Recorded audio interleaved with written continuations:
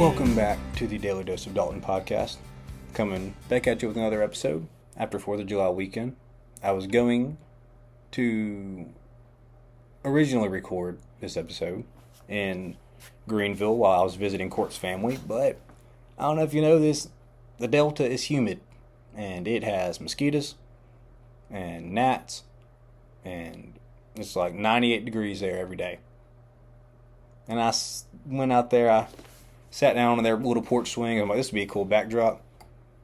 And I got about 2 minutes in the recording. I said, nah, I can't do this no more. It's too hot.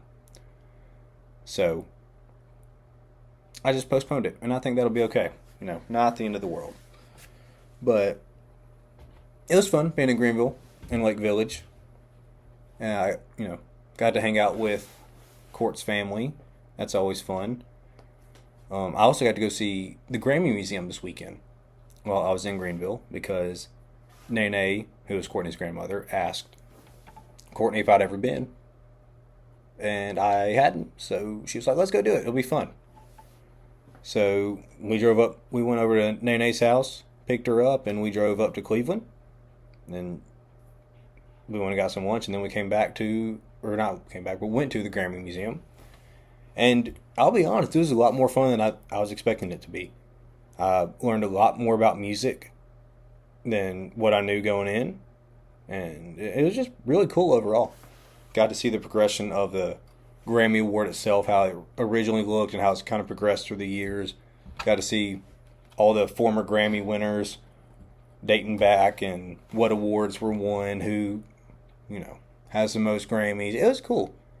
And my favorite part of it, honestly, was there was this booth with, what was his name? I want to say his name was like Keb Mo. He's a blues/gospel artist. And his little booth that he had, it was like little recording booths going throughout the building. And you started off, and he had half a song written. You had to pick song lyrics to place in to do it. And then you had to record yourself singing. And then you had to go produce it with, by adding more instruments or, raising, lowering volumes, adjusting the pitch, stuff like that. And, me, Courtney, and Nene all went into a booth and we picked out some lyrics and then we all recorded it and we had the headphones flipped out and we were all singing, trying to harmonize with each other. And then we were all excited. Oh, that's so fun. It's going to be so funny to hear. This will be great. Well, the microphones weren't working, so we didn't get to do the rest of it, but that's all right. It's still going to be something fun to look back on, down the road. Be able to look back and be like, oh, that was so funny. Just all three of us crammed in that little booth trying to record ourselves singing. Yeah, and so I like that. And then also they had this big table that was laid out, and it had almost like little waves going. And they had pictures of people and titles of songs and years and stuff like that. And you could pick it and get more information about it. And that taught me that Britney Spears, Three Doors Down, and Diplo were all from Mississippi. And I didn't know that. And so I was like, oh, that's cool. Diplo is from Tupelo, Britney Spears, and Three Doors Down are from the coast. And you learn something new every day. I know Britney Spears kind of cuckoo. So, may not be the best person, but yeah, Mississippian. But it's still somebody with a very large following who I didn't know was from Mississippi. And I consider that a win. The other thing, or the only other person really we saw everybody. But the only other person I kind of hung out with was Baby Jackson, Courtney's cousin, who's a little over a year old. And he just loves me and Courtney's dad. And so he either wanted to be with me or Mr. Jerry just nonstop.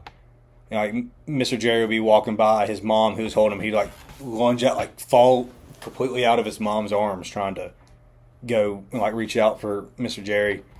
And then when he wasn't around, Jackson would want to hang out with me. Or I was the only person who would pick him up and play with him. So that was fun. I'll show a picture of him in a second. I think we just got along so well, and he likes me so much because I also have the maturity of a 1-year-old.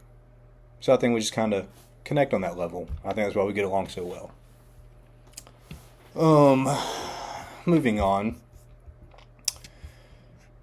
There's only a couple more things that happened this week. Jake told me that I can give a speech at their rehearsal dinner. So I'm very excited about that because they originally told me no speech at all. But they graced me with the rehearsal dinner, which is probably the best option because all his extended family and her extended family and just anybody else at the ceremony, or not ceremony, the reception would probably be like, who handed him a microphone? Who thought this was a good idea? But I'm not going to make anybody say that at a rehearsal dinner. I'm going to show them that it was, in fact, a great idea. Because I'm going to knock their socks off. And I'm going to have them dead. Dead before their wedding. Dead from laughter. They will have laughed themselves so hard that they lost their breath. And they cannot be resuscitated because they were still laughing so hard. And from crying too hard. Because it's going to be sweet too. It's going to be the perfect combo. But that's all I'm going to say about that because I don't want to spoil anything. Trying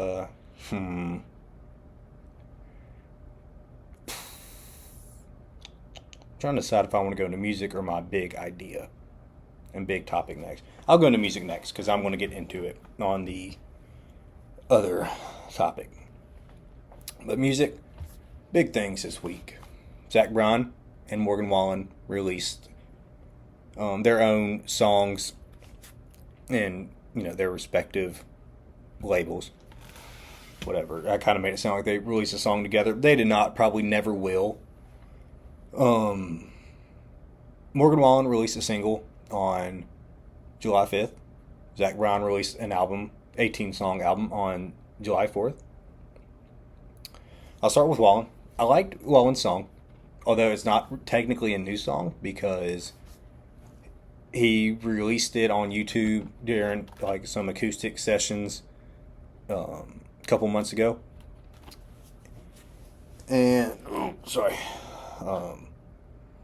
and so the song's been out for a while, but it's just on streaming platforms, and it's a little different than the acoustic sets. Really, all it is just instruments, and the vocals are cleaned up. He doesn't go on long little runs like he does in the YouTube video. I probably still prefer the YouTube video, just because it sounds more raw and raspy. But I don't think it's a bad song at all. It's definitely not his top song, but it's super catchy. It's good to listen to. You can sing to it. I like it. Now on Zach Bryan's album, it's not. I've only listened to it once, just because I listened to it driving down to Greenville, and first impressions were not bad, just not his best. And I don't mean that in a derogatory way. I think there were good songs on the album, but I also think there were just some mediocre filler songs on the album. And there was only one song I was like, this sucks, and that was Purple Gas, but that came out a couple weeks ago, and I still didn't like it then. But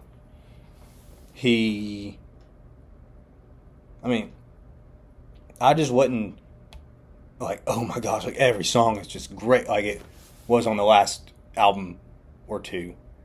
Because I liked most of American Heartbreak, and I liked almost all of the self-titled album. But I just think, overall, I'd probably rank it, out of all his albums, I'd probably rank it more at probably just dead middle, probably number 3 is where I would rank it. But I'll probably do a more in-depth, rating or review of it next week when I have some more time to listen to the songs more than once. But like I said, it wasn't terrible. It wasn't bad. I just was not taken aback and best songs ever. But song of the week. I don't really have anything to review because the new songs are they just came out. But my song of the week is called Cozy by Braxton Keith. C-O-Z-Y, Cozy. And he kind of has a also older country vibe to traditional country. But not even traditional country, because traditional country, it's I feel like Johnny Cash and Merle Haggard. but he has more of a, throwback country, 80s, 90s vibe. Like what country music should be. Anyways, he kind of matches up with Zach Top. They're kind of similar, kind of different. But I really like the song. It's so catchy. It's been stuck in my head the last few days. I'm like, this is a banger. So go check it out. Now we are getting in to the thick of it. The people who I kind of told my ideas, the boys mostly. But I still want everybody to hear this. Isn't in a sports section. So ladies, you can stay.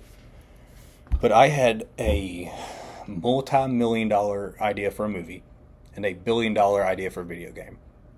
I'm telling you, if these got actually done within the next 2 or 3 years, I could retire with how much money I would make off of this. Just from the copyright or trademark one. Oh, by the way, that reminds me. Dibs to everyone here. If Spielberg or Christopher Nolan hears about this, dibs on the movie rights.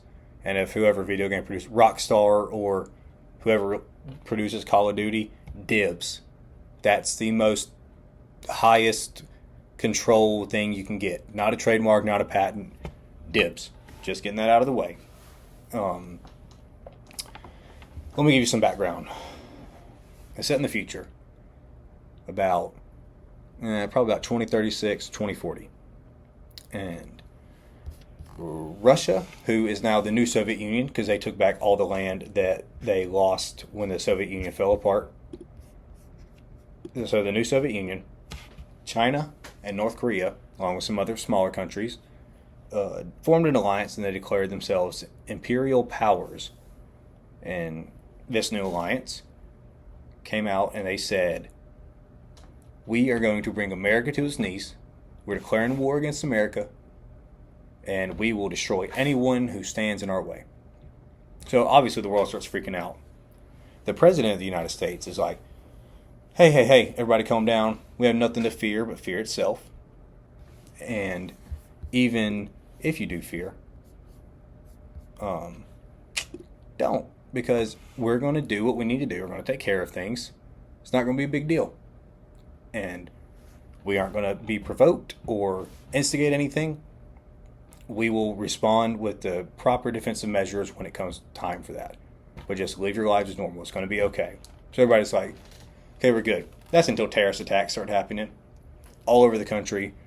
They start attacking airports, stock buildings, stock trade, wherevers. Did I say airport? Anyways, they just start attacking important stuff all over the country, bridges.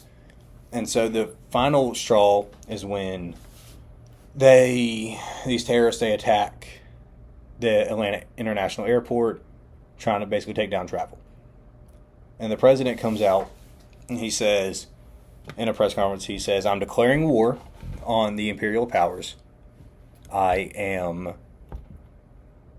signing executive orders to fortify the borders of the United States. So he basically orders there to be big walls, like cement walls with, reinforced steel going all the way down the northern border, all the way down the southern border.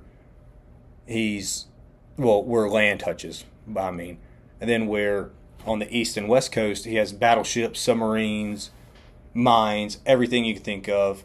And all on the northern and south border, there's razor wire, trenches, mines, basically the whole 9 yards. Nobody's getting in.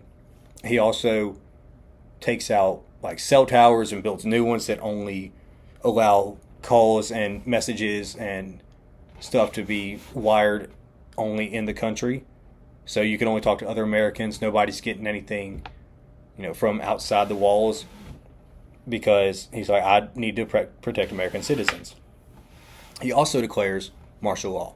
People are like, martial law? That's not good. People start freaking out. He's like, I'm only declaring martial law until the war's over. This is just to keep everybody calm, keep a sense of familiarity, so that we aren't trying to, get a new president, because it's an election year. And so we aren't trying to get a new president. This is just a temporary, fix until we can get the temporary problem solved. So we're like, okay. Then he declares a draft because he sent troops everywhere overseas, to, not everywhere, but to the battlefronts that there were. So he declares a draft. He's like, if you are, if you have medical conditions, the only things you're getting out of this draft for are like complete legal blindness and missing limbs. So he drafts like 35, 40 million people with, during this time. And all these people, their only job, once they complete boot camp, is they're patrolling streets. They take over the police jobs, and they're just making sure everybody abides by the rules. And basically, the country goes on lockdown. And this lasts for about a year or two, maybe a year and a half. So, word gets out that from a whistleblower who was a higher up official who worked closely with the president, that there was no war. Dun, dun, dun. There's no alliance powers. There's no war going on in the world. Well, there is a war, but the war is America versus the rest of the world. Because the United Nations found out what was happening. Because there's no war. There's nothing going on. But, the president basically became a dictator and a tyrant and is forcing everybody inside. So the walls weren't meant to keep people out. They're meant to keep people in. And there are people, like they've shown footage of like people trying to attack to get in the country and fight their way in. But it was like NATO and the UN who was trying to get in and help the people of the country. But of course, they're making it seem like it was the imperial powers. And so word gets out about that, and just all heck just breaks loose. And people start revolting, uprising, start fighting back, militias form, and people start taking on the U.S. military. And so it's kind of like a civil war, kind of not. But these people have been lied to for so long, they're like, this ain't going to cut it no more. And so that's all the preface. That's all the background. That's leading you up to it. So, where we pick up is there is a former military official who, I don't know what his rank is, probably like a general or lieutenant, or not lieutenant, sergeant or something. I don't know the official rankings. But he goes out and he recruits these people who've been leading different militias from across the states. And these guys are like former SEALs, like Army Rangers, special op guys who they've been leading these civilians into taking over like the smaller towns out on the outskirts or out in the country. And they start taking those back and they start working their way in towards the cities. And they've made some progress taking over, some not like huge cities. Like they haven't taken over like LA and New York and, I don't know, Chicago or Detroit, or just big cities. They haven't taken those over yet, but they're getting control of bigger cities, and they're starting to like get more people, freeing prisoners of war, and all this, that, and the third. And so they start making a lot of progress. And that's when the president is kind of getting out of control. He would rather kill all of the people inside the country and there be no country to run than give up running the country easily.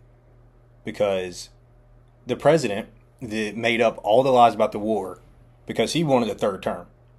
He was a popular president. He wanted a third term, but Congress told him no. And so he made all that up just so he could stay in power longer. And he was never going to give up power. He just wasn't going to, get rid of his martial law order. He was there to stay. And so this former general, or whoever he is like, I need a team. And so he goes and he finds these people who are leading these militias and civilians. And he kind of assembles them like the Avengers, kind of like Nick Fury goes and does it. But he gets these guys and they meet up, and he gives them this mission where he wants them to travel to D.C. and take out the president. And they're like, how are we going to do that?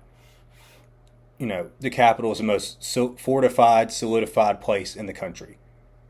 And the general is like, dude, there's civilians. Like, we've got where the civilians are starting to push back on those borders. Like, there's firefights going on. We have a chance. We have an opportunity to strike, but we need to do it now while they're worried about all these outside distractions, because if we do nothing, we may lose that window. And so these guys are like, okay, let's do it. And I should also mention, no, I'm gonna save it.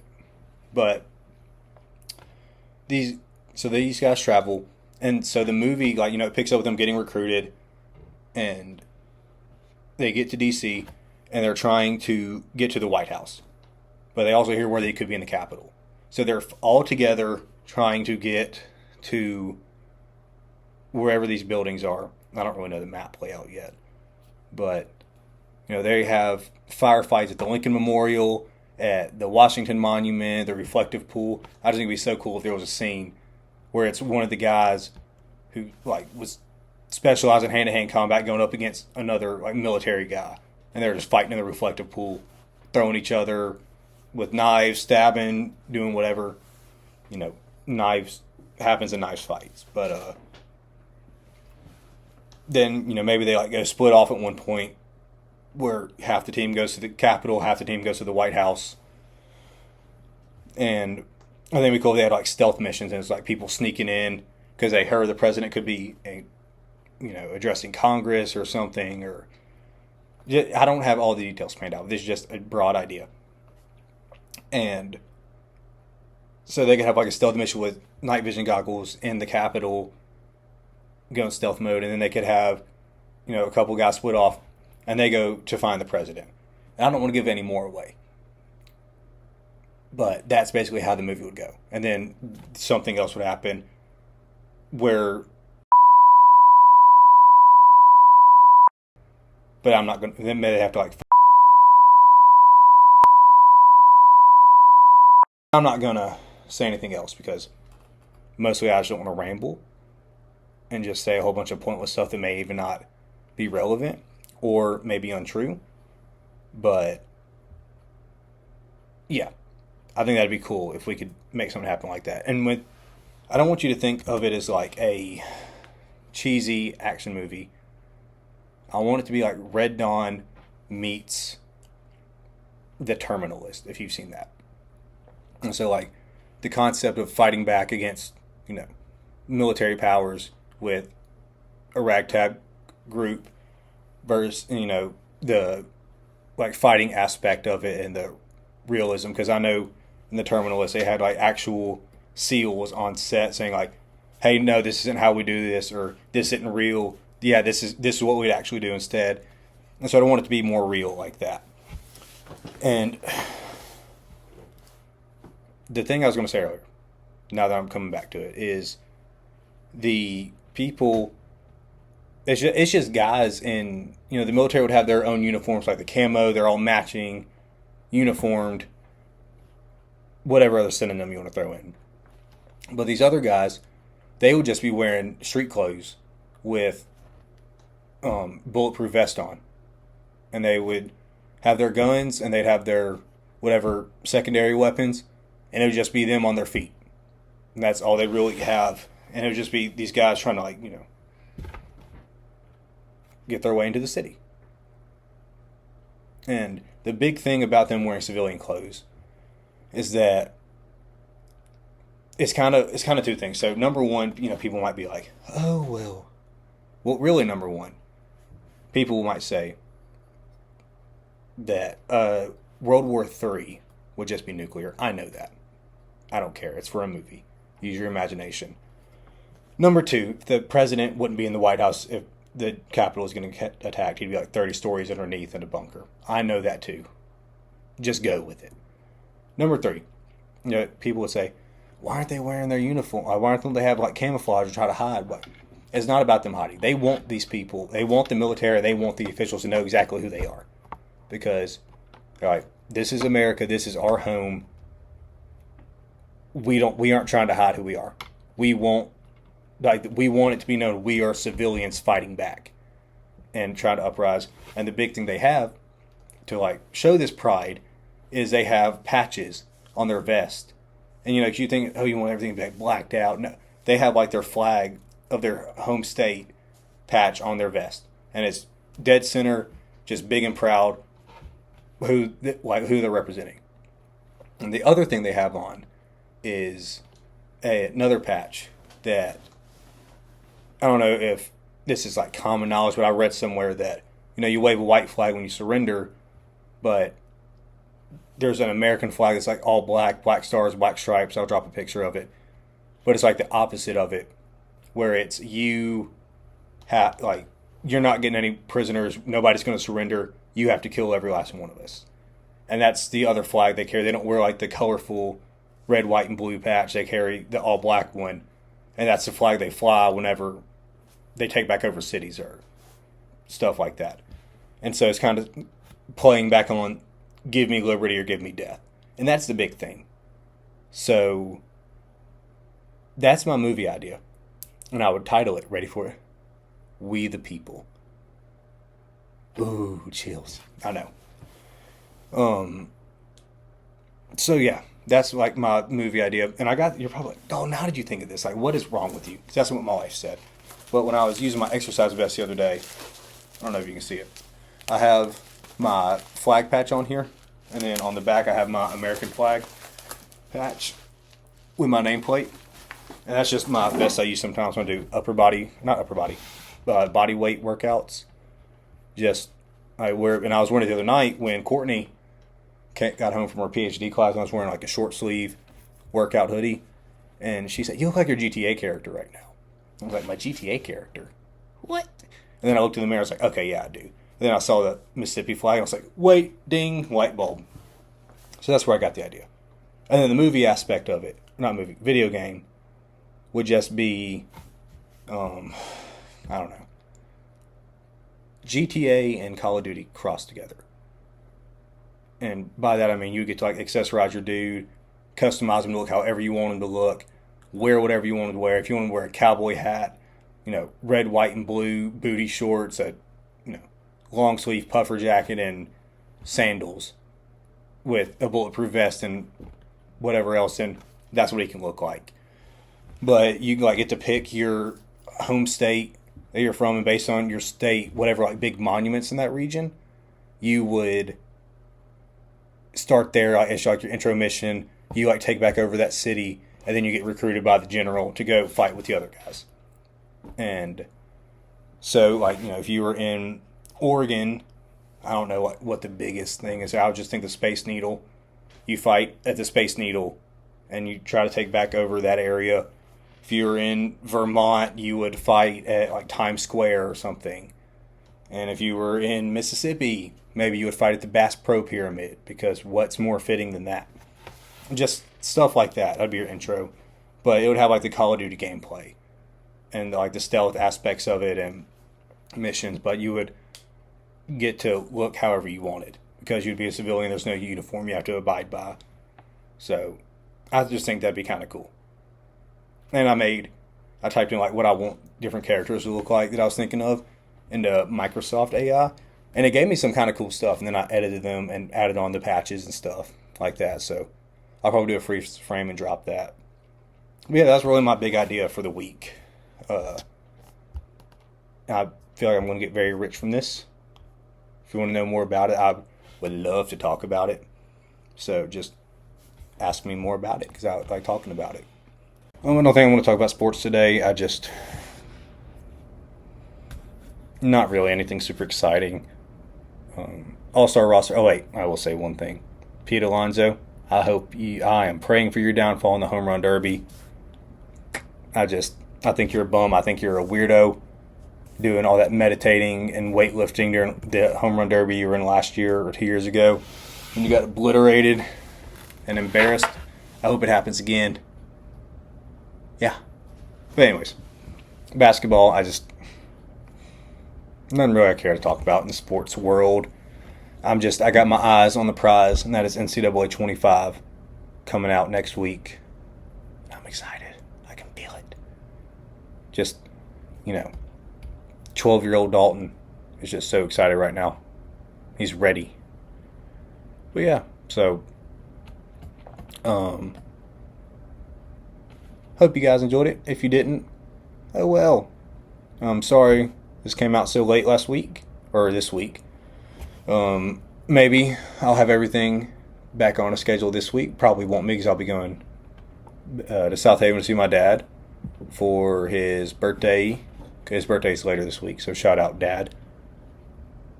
But yeah, I'll be in South Haven, and I'll probably just try to video it when we get back. So we'll get back Sunday, so I'll try to have it out Monday morning, Sunday night. But then I'll try to get back on a good routine. So, well, yeah, that's it. Thanks for watching, and I'll see you guys later.